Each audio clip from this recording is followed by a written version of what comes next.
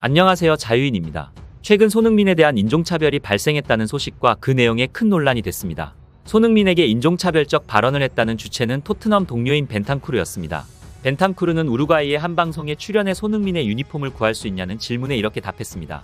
손흥민 말고 손흥민 사촌의 유니폼은 어떤가? 그들은 다 똑같이 생겨서 모를 거라는 답을 했습니다. 벤탄쿠르는 방송에서 농담으로 뱉은 말이었지만 이 발언 이후 큰 논란이 되었습니다. 흔히 동양인은 다 똑같이 생겼다는 인종차별적 발언으로 볼 수 있기 때문입니다. 결국 벤탄쿠르는 자신의 SNS를 통해 사과문을 올렸습니다. 그 내용은 이렇습니다. 소니 미안해. 나쁜 농담이었다. 나는 널 사랑한다. 절대 너를 무시하거나 감정을 상하게 하려는 의도는 없었다. 라는 내용이었는데요. 그런데 이 사과문에도 국내 팬들은 분노를 삭힐 수 없었습니다. 그 이유는 소니의 스펠링이 SONNI가 아닌 SONI로 적었으며 24시간 안에 삭제되는 인스타에 스토리 기능으로 올렸기 때문입니다. 그리고 그 다음날 웃는 표정으로 훈련에 참가하는 사진을 올려 진정성을 의심하는 사람들이 많았습니다. 국내에서 이 사건에 대한 기사가 물밀듯이 쏟아졌고 많은 사람들의 댓글이 달렸습니다. 도대체 왜 토트넘에 애정을 갖고 아직까지 있는지 모르겠다는 사람도 있었죠. 그런데 이 사건은 국내에서만 뜨거운 논란거리가 된 것이 아닙니다. 같은 아시아 국가이자 축구에 관심이 많아 손흥민에 대한 관심도가 높은 일본에도 이 소식이 흘러갔습니다. 그런데 반응은 두 가지로 나뉘었습니다. 손흥민이 겪은 이 상황이 인종차별이라는 반응이 있었고 너무 예민하게 구는 것이라는 반응이 있었습니다. 한번 살펴보겠습니다. 우리 동아시아인도 백인의 얼굴을 구분을 잘하지 못하고 기분을 모르는 것도 아니지만 손흥민에게 경의가 있었다면 이런 말을 결코 하지 않았을 것이다. 역시 모멸적인 의도를 내포하고 있다. 라는 벤탄쿠르의 발언에 문제가 있었다는 반응이 있었습니다. 그런데 일본의 반응을 찾아볼 때 특정 포털 사이트에서 수집했기 때문일 수도 있겠다고 생각이 들지만 그럼에도 너무나 압도적인 비율로 벤탄쿠르의 발언이 뭐가 인종차별이라는 반응이 많았습니다. 한번 보겠습니다. 인종이라면 물론 할머니의 얼굴이나 동네 아이의 얼굴조차도 나는 똑같아 보인다. 일일이 차별이라고 생각하는 사람이 차별을 의식하고 있다고 생각한다. 서양인들은 확실히 아시아인의 얼굴을 구별하기 어렵고 이것은 어쩔 수 없는 사실이다. 이거로 일일이 인종차별로 떠들썩한가? 다르비슈는 상대가 쓰레기 포즈를 하고 인종차별이라고 비판되어 사과해도 아무 생각 없고 신경 쓰지 않았다고 담백하게 돌아왔다. 라는 댓글의 답글은 마음속에서 생각하는 것과 그것을 밖으로 내는 것은 큰 차이 라고 달리기도 했습니다. 이어서 백인을 봐도 몇 명은 모르겠어. 그런 의미가 아닌가? 그렇다면 이것도 차별이냐? 라는 가벼운 댓글도 있었지만 한국에 대한 혐오감을 드러내는 선 넘는 댓글도 있었습니다. 정말 끈질긴 나라구나. 일본의 80년 전의 일을 대부분의 한국인이 모르면서 윽박지르고 있는 것과 같다. 그래서 세상이 미움을 받고 있다는 것을 모르는 사람들이다. 그리고 한국의 보물 같은 손흥민의 입장도 생각해주면 좋을 텐데 그가 팀 내에서 입장이 나빠지는 것을 모르는 것이겠지. 라는 혐한성 댓글도 분명히 존재했습니다. 80년 전 일이라는 것은 일제강점기 일제의 수탈을 이야기하는 것인데 그것을 한국인들은 겪어보지 못했지만 분명히 역사 교육을 통해 자세히 알고 있으며 아직까지 그때 당시 생존자가 존재하며 그들의 유린된 인권에 대한 보상과 이것을 이야기하는 일본의 조롱 섞인 태도는 피해자를 2차 가해하는 것과 다름이 없다고 말하고 싶습니다.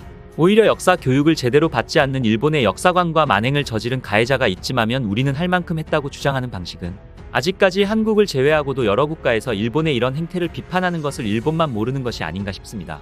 또한 한국이 세상에 미움을 받는 것이 아니라 이 댓글을 작성한 본인이 미워하는 것이겠죠. 이런 일본의 반응을 살펴보며 조금 놀랐던 점은 논지가 전혀 맞지 않으며 이들의 생각이 꽤나 독특하다는 것이었습니다. 개인적으로도 인종을 구별하지 못한다는 것 자체가 인종차별이라 볼 수 없지만 그것을 입 밖으로 내며 희화화하는 것 그리고 특정인을 지칭하며 그것이 팀 동료였고 그것이 손흥민이 가진 아시아인이라는 특성을 가지고 농담한 것은 문제가 있었다고 보여집니다. 또한 심지어 현지에서도 이 상황에 대해 비판이 나오고 있는데 같은 아시아인이 차별이 아니라고 괜찮다고 하고 있다는 것도 놀랍습니다.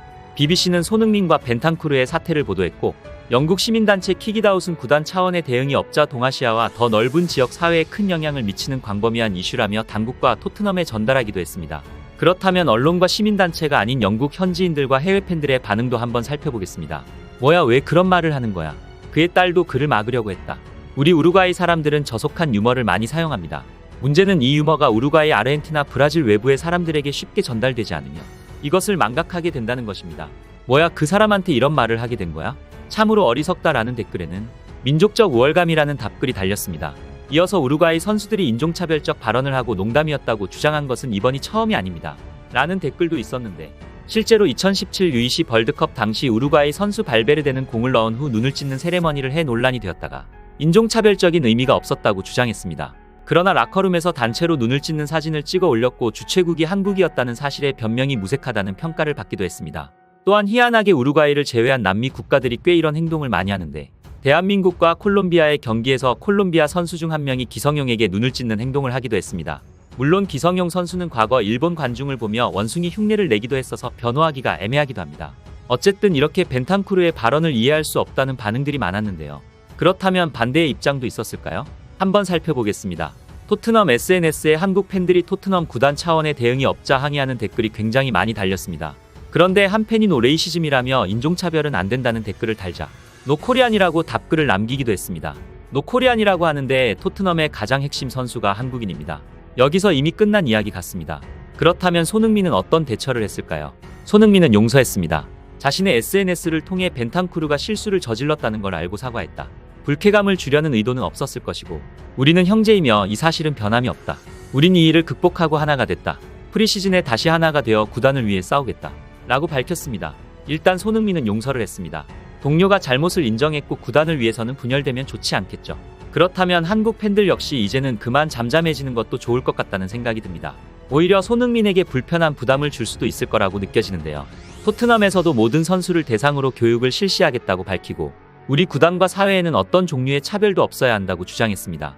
당사자인 손흥민도 문제를 끝냈고 구단에서도 이렇게 나온다면 오히려 과하게 몰려가 댓글을 다는 것이 지금 상황에서는 좋지 않을 거라는 생각이 듭니다. 다만 지속적으로 발생되는 인종차별 문제는 분명히 사라져야 할 것입니다. 이번 영상은 여기까지입니다. 영상을 잘 봐주셨나요? 그렇다면 구독과 좋아요라는 작은 팁을 주시면 감사하겠습니다. 저에게 아주 큰 힘이 됩니다. 알림 설정을 해두시면 제 영상을 보다 빠르게 만나보실 수 있습니다. 감사합니다.